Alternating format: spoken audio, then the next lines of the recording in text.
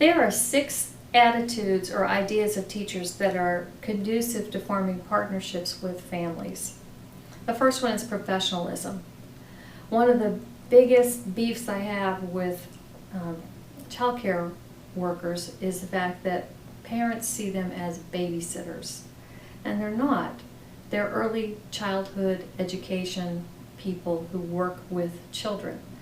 And so the idea of being a professional is very important for you as an early childhood educator, to be able to put forth the idea that you are a professional and not just a babysitter. So conducting yourself professionally when you see parents is very important. That means talking to them about their child, refraining from subjective type comments, refraining from analyzing anything about their child, but providing them with feedback and making non-judgmental type comments about information about their child, refraining from gossip, put your phone away. They'll be chewing on a big old piece of gum when they come in. Dress appropriately. If you have inappropriate piercings and tattoos, cover them up. Just think about, what does it mean to be a professional, and conduct yourself in a professional manner. If you saw your child's teacher doing something that you do or dressing the way that you do, would you think that that was appropriate, or would you comment on it? So use the same scrutiny for yourself. So you need to be professional. Second of all, you need to have a sense of self. So think about yourself as an early childhood education professional. That's who you are. Be proud of that. And because you're proud of that, be interested in it and work in it and develop it. And be proud that you are who you are and you do what you do. You make a difference in the lives of children. Realize that, and have a sense of self, of who you are. You are important to these children. You are important to these families. If nobody else tells you that, you are. I'm telling you right now, you're important. Have a sense of self. You need to be humble, having a sense of humility when you work with parents. You really need to listen to them. Oftentimes parents won't listen to you, but you need to listen to them. You need to wait while they speak. You need to be silent and not interrupt them. You need to listen.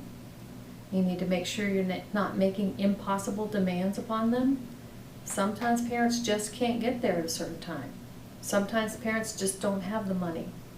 And even when they do, and you see them buying beer and cigarettes and they don't have money for the field trip, you have to bite your tongue, because it's just going to lead to trouble otherwise. And you have to be respectful of the child and the good of the child. You have to have compassion. Good teachers empathize with families. They listen to them. They find out what's going on in their lives. They find out what's going on in the lives of children. Children will tell you things. Oftentimes it's a little bit skewed, but they will tell you things that are going on in their family and make you aware that maybe there's problems. Don't be critical. Sympathize, empathize with them, have compassion for them. That will go a long way when you listen to parents and when they see that you're not making a judgment on them. Respect for others is something that a teacher has to have, especially when it comes to people from different cultures. Not everyone was raised the same way. Not everyone does everything the way that your mama did it. And just because your mama did it and you came out fine doesn't mean that someone else has a different way of doing it. Oftentimes we see this in the area of discipline. Now, we never ever want a child to be abused, and if a child is abused, you are by law required to report that. But some parents have different techniques for disciplining that you may not agree with. You have to look at the overall child. Is the child loved and cared for? Does the child act like they're loved and cared for? Does the child reach out for their mother or father when they come in to pick them up? Does the child have evidence of anything, being hit? Or spanking is different than being beat and hit. So you need to be aware of those things. Trustworthiness. Parents will often confide in you. They'll just spill their guts. They will tell you things that you probably wish you didn't know.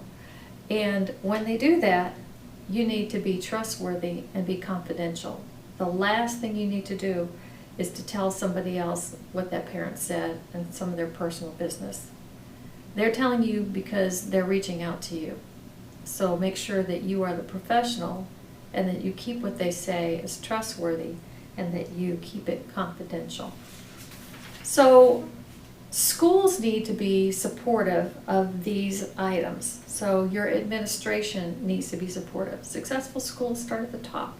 So the administration needs to be supportive. They need to provide time for you to communicate, whether that be in the mornings or afternoons or time to write emails. They need to provide some time for you to communicate. Communication is important. Parents need to know what's going on with their children. And if the school wants to be successful, they need to provide you with time to communicate. You need to provide a variety in family involvement. Like I said before, sometimes families just can't make it in. You need to find ways that they can contribute. So it might be to send in their a family favorite meal or food, something to share. It might be that they save newspaper for your classroom for your paper mache project. It might be that they can go on a field trip with you and help chaperone. It might mean that they can come to lunch, or maybe they can come to read to a child whose parents can't come in and they can join with your child. Think of ways that parents can get involved and have family involvement. You need to provide information for families because information empowers families. Your job is to provide information for them. Not all parents know where to look. You have a better idea of where to look. Provide them with information to empower families. And that might be activities, it might be telling them where the health department is, it might be helping them understand what immunizations a child needs to have, who's a good pediatrician in the area, where you found the best sale on groceries because it saves them money and you know they're struggling. Think of ways that you can help families. You need to have a family-friendly environment. Families need to always feel that they could walk into your classroom anytime and they would be welcome. So whether that be to come in and pat their child on the back during their lunchtime because the child's getting ready for a nap, to have lunch with the child, to come play with them on the playground, to go on a field trip, whatever it is, families need to feel that they can come into your class at any time and visit. That doesn't mean to hang out all day long. Once in a while you get a parent who wants to do that. That's probably not a good idea for the child, and you may have to have that discussion with the parent. But for the most part, parents want to be able to drop in and see their child once in a while, and they want to know that they are welcome and not that they have to gain permission and the teacher's going to feel put out.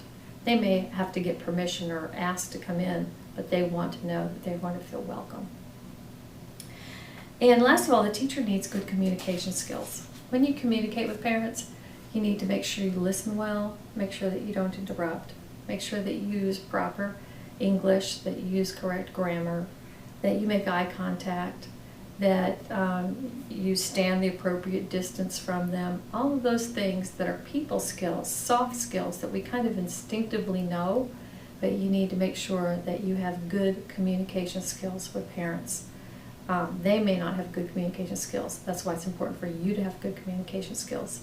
So any child care administrative director or principal should look for a person that has good communication skills, and they're looking for that in their initial interview. So think about developing your communication skills and speaking correctly and making eye contact and how to shake a hand and how to look someone in the eye.